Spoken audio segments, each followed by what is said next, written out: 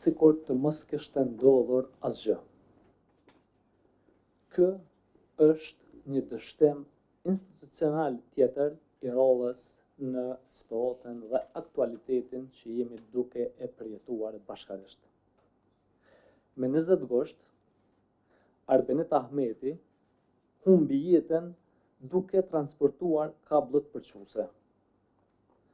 Me 16 gusht, vetëm 4 ditë më herët, Haxhi Gojnovci, teknik i zehtarisë, mbeti i vdekur pranë ekskavatorit. Me 15 korrik, Milazim Binaku ndroi jetë në qendrën klinike universitare të Kosovës, si pasojë e lëndimeve të marrura me 8 korrik në fabrikën e pajimeve zyrtare në Polaj, ndërsa me 27 korrik, Migjen Sadiku ndroi jetë në hapësirat e termocentralit Kosova B. Pas secilët prej këtyre emrave, është një nënë që pret, një bashkëshorte që mbetet e vetëm, fëmijët që pyesin për prindin e tyre, babojnë e tyre, se kur do të kthehet dhe a do të kthehet përsëri. Jam punëtor që shkuan në punë për të siguruar bukën e gojës për familjet e tyre, për veten e tyre, dhe humbën jetën duke bërë punën e tyre. Kiko është ndërmarrje publike. Është pronë e qytetarëve dhe përgjegjësia për të, në fund të fundit, është e vetë shtetit. Kur 4 punëtorë humbin jetën brenda një viti në një ndërmarrje publike, përgjegjësia nuk mund të fshihet, të shpërndahet apo të hidhet dikujt tjetër. Dhe 10 punëtorë humbin jetën vetë pas viti, qoftë në sektorin privat apo edhe në atë publik. Cili është shembulli që sektori publik i kontrolluar drejt për drejt nga shteti, po i jep sektorit privat. Ku janë mosat mbrojtëse?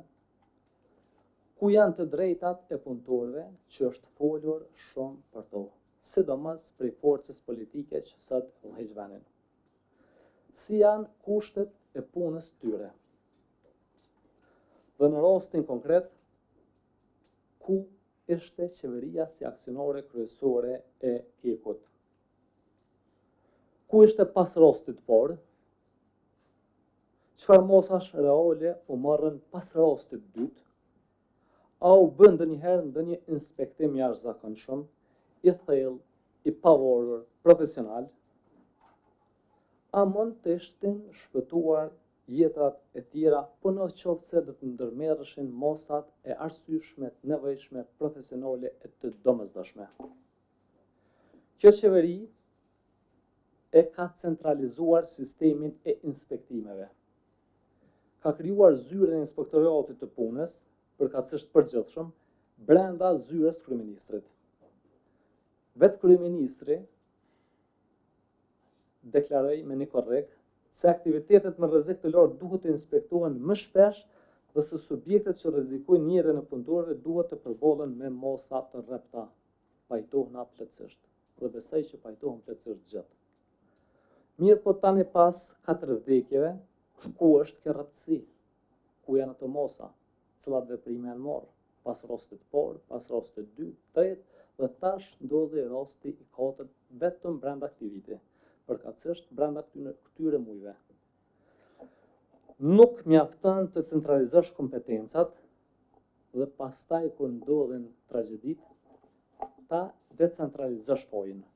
Çysh po ndodh? Qeveria nuk mund të jetë njëkohësisht menaxhuese dhe mbikëqyrëse e ndërmarrjeve publike, dhe në fund të sillet sikur nuk ka asnjë përgjegjësi. Si është e mundur që kur flitet për rritjen e prodhimit, për progres, për ndonjë punë të mirë që na i gëzohëm, dolin, i marrin meritat dhe shprehin krenari. Dërso në raste të tilla tragjike, që shka ndodh, që ndodh edhe dje, fshihen prapa përgjegjësisë, prapa perdëve të pushtetit dhe sillen sikur nuk ka ndodhur asgjë. e ngritin zonën për fatkeqësi jashtë territorit të Republikës së Kosovës, ndërsa për situata tragjike sikurse kjo dje që ndodh dhe që ka ndodhur në vazhdimsi, heshtin dhe e minimizojnë edhe si lajm. Kur këto vdekje ndodhin në një ndërmarrje publike, nën kontrollin e drejt për drejt të shtetit, ato bëhen dëshmi e një dështimi institucional. Nëse dështimi nuk arrin të mbrojë jetën e punëtorëve të vet, si mund të pretendoj se mbrojnë jetën dhe të drejtat e punëtorëve në sektorin privat? Ne nuk kërkojmë që këto tragjedi të përdoren për politikë të përditshme, kërkojmë që politika të mbojë përgjegjësinë që i takon. Siguria e punëtorëve nuk garantohet me deklarata ngushëllimi. Garantohet me standarde të qarta, me inspektime të rregullta, të pavarura, me parandalim, me zbatim të ligjit dhe me llogaridhënie, para se dikush tjetër të humbë jetën. Nuk mund të centralizosh pushtetin dhe ti decentralizosh fajet. Në pamundësi që këto raste ti tematizojmë në Kuvendin e Republikës së Kosovës dhe në komisionet parlamentare përkatëse si rezultat i mungesës të funksionalizimit të Kuvendit, nga këtu i bëhet thirrje qeverisë të Republikës së Kosovës në detyrë. Ministrisë përkatëse, Inspektoriatit të Punës dhe vetë Korporatës Energjetike të Kosovës të përkujdeset dhe të mbështesin financiarisht familjet e viktimave, të zhvillojnë menjëherë inspektime të plota dhe të pavarura, të identifikojnë dhe eliminojnë rreziqet në vendet e punës, të arrisin mosat e sigurisë mbrojtëse për punëtorët dhe mbi të gjitha të garantojnë që tragjedi të tilla të mos përsëriten si rezultat i mospërgjegjësisë institucionale. Gjithashtu, Prokuroria e Shtetit duhet dhe i bëjmë apel që të zhvillojë hetimet të pavarura dhe profesionale. 4 jetë janë humbur, 4 familje kanë mbetur me një dhimbje që nuk sharohet. Sa më shumë duhet të vdesin që dikush të përgjigjet. Nesër është vonë. Veprimet konkrete duhet të ndërmerren menjëherë. Sa i përket pyetjes së parë, konsideroj që është vonë. Është shumë vonë. 4 jetë humbura. Është tepër vonë. Është papërgjegjësi e plotë institucionale.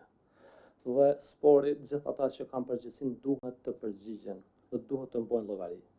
Ndërsa kërkojmë që mosat jenë të rrepta, të menjëhershme, pavarësisht që janë shumë të vonuara, në mënyrë që të ketë përgjegjësi institucionale, të ketë kushtet me filta për sektorin publik, edhe në Korporatën Energjetike të Kosovës, mirë po gjithandej Kosovës edhe në ndërmarrje të tjera sot punëtorët në sektorin publik ballafaqohen me kushte të rënda të punës dhe këto raste tragjike tashmë veç po përsëriten dhe është përgjegjësi institucionale, mirë po patjetër që edhe jonja si shoqëri që t'i ngrisim, t'i alarmojmë dhe të jemi në mbrojtje dhe të jemi ata që përfaqësojmë kërkesën e tyre për drejtësi dhe kushte të punës të mirëfillta. Po nëse shohim logjikën, çdo gjë që centralizohet përcjell një mesazh. Po në anën tjetër e rrit përgjegjësinë. Se nëse e ke centralizuar, pse s'po vepron? Nëse ti je përgjegjësi dhe e ke direkt vendimarrjen, pse s'po kërkon që ata me zbatu detyrën e vet që është parashë ligji dhe rregulloria. Ata do të më bëjnë inspektime të plota, është dashur realisht me bë, në mënyrë që më evitu problemet dhe sfidat edhe mos marrë të tragjedia që ke marrë realisht këtë kohë. Pra është përgjegjësi direkte e tyne, edhe kryeministrit, edhe qeverisë, po edhe inspektoratit punës për mungesë të inspektimeve profesionale dhe mungesë të veprimeve të nevojshme që është dashur me bën kohë. Sot jem shumë vonë, po nesër mundem me qenë shumë më vonë.